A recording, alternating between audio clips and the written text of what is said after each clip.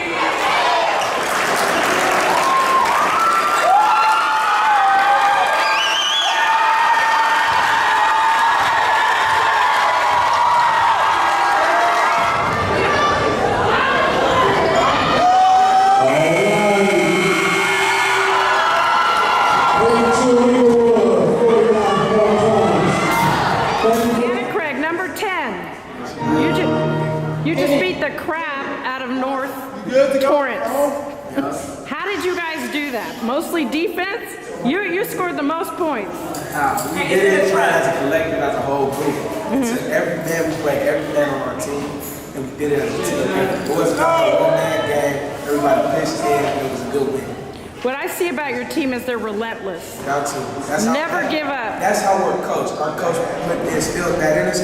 Coming in, we did have a lot of guys that did not play as hard, but before we even got down to the basics, it took a lot of stuff to get us to play hard before we do it. Now you're a junior, senior? You're a junior, so you were here last year with a different coach. Yes, ma'am. How are things changed between last season and this season? It's changed a lot. I mean, the culture has always been Inglewood hard-nosed basketball, but it has changed in terms of practice mentality, coming in, being more focused. Our last year, coach did that, but Coach Ron just instills it in us more. And Coach Ron, he knows what the NBA is looking for. So he coaches you up like deflections. That's so important. So do you feel like your defensive game has gotten better since Coach Ron Allen has been your coach? Totally. That's what we work on. I'm more of a defensive type of guy myself. I let my defense make my offense. And are you the leader of the team? Yes, ma'am. I am. All right. So you feel good about that, I would say. Yeah. And so how do you get your guys going and when things get down? When things get down, we always tell ourselves we have to slow it down sometimes if the other team's on the run. Come together as a group, let coach tell us what to do, and he's going to guide us from there.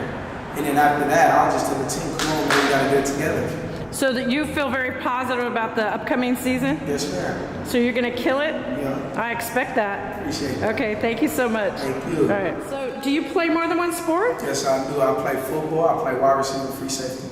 And how does that help you with basketball, you think? My IQ, I see the ball coming in the air. That's why I say I'm defense, because when I see it coming, I'm already in it. And I know how to attack the ball instead of letting it come to me. And when things get tense, do you lose your cool, or you think you stay calm at all times? I've worked on that. I stay calm. It's better to be a good sport than to just think you're the cool guy. And if college coaches were listening to you and you wanted to sell yourself, what would you tell a college coach? Why should they recruit you and give you an offer? I'm going to work as hard as I can to be productive to the program. Okay.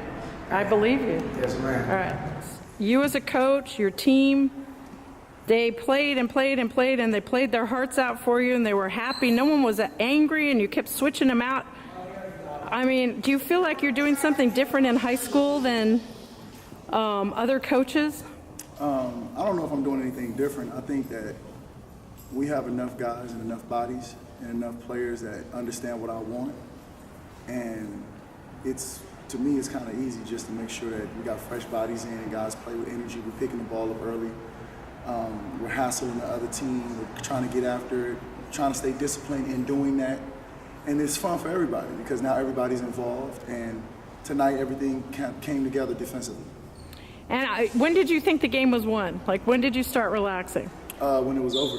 Oh. When I realized that we had more points than them at the end of the game. Okay, so just being up by 30, 32 points wasn't good enough? No, it's just because, you always other teams have pride.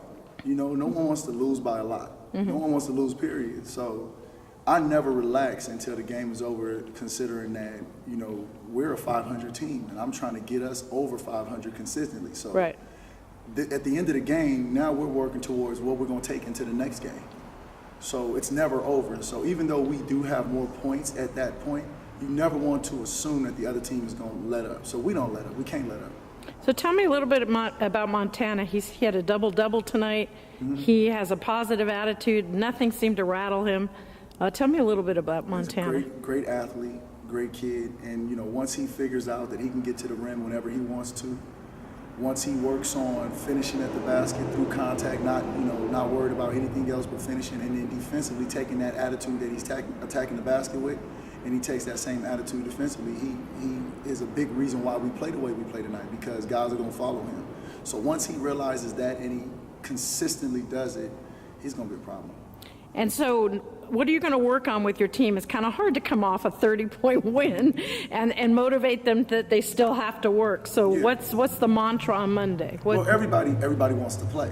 Right. And so in practice, we have competitive drills. We have drills where we're playing the clock. We have drills where we're competing with ourselves, trying to beat the last drill that we did. And then when we do scrimmage, we put guys in competitive situations, and we let guys get after it. And that's the culture. So now in the game, now it's not, you don't have to turn it on. Now you're already competing. You're trying to compete. And whether it's a Wednesday game or a Friday game or it's a tournament or it's a league game, I want these players to understand what it takes to win basketball games. And you gotta compete. You gotta compete. You gotta get after it. You gotta try to win every matchup, every possession, every drill. And it starts on the defensive end. Yeah, and I see you stressing that, deflections. I rarely hear about that, but I know that's so important, especially in college and in the NBA and the G League and all that. Yeah. So they're learning these things from you. It's my favorite stat. Deflections is my favorite stat. These players are starting to understand it. I have some coaches on my staff that I've coached before, and it really it doesn't allow the offense to get into what they want to get into when they want to get into it. So a deflection is really literally just whenever you get your hand on the ball, whenever you get your foot on the ball defensively, if you could touch the ball when you're on the defensive end, it's a deflection, and it makes the offense have to kind of like pause. It gives the offense another reason to slow it down. And when we start playing like that consistently, we're going to start seeing these results more and more. And I didn't see anybody tire out. You pressed almost the whole game. I think switching people out helps. But they're in condition. Like they didn't get tired. Yeah, I mean, we have to work on it because when we play better teams and teams are here scouting us. I'm pretty sure Morningside and other schools were here scouting us, so they'll prepare for that press. And we have to continue to develop. It's player development on and off the floor. We have to continue to develop because there were some times where we got beat, some times where the guy brought the ball up the middle when I didn't want it. Those things are how you keep working because it's no perfect game. There is a good game. We did have a good game, but there's no perfect game. So we just got to keep working on that, and we got to refine it and be ready for the next game. Well, congrats, Coach. And I'm really impressed with what you're doing here at Inglewood High School. Thank you so much. Thank you, Shereen. All right. In the front row.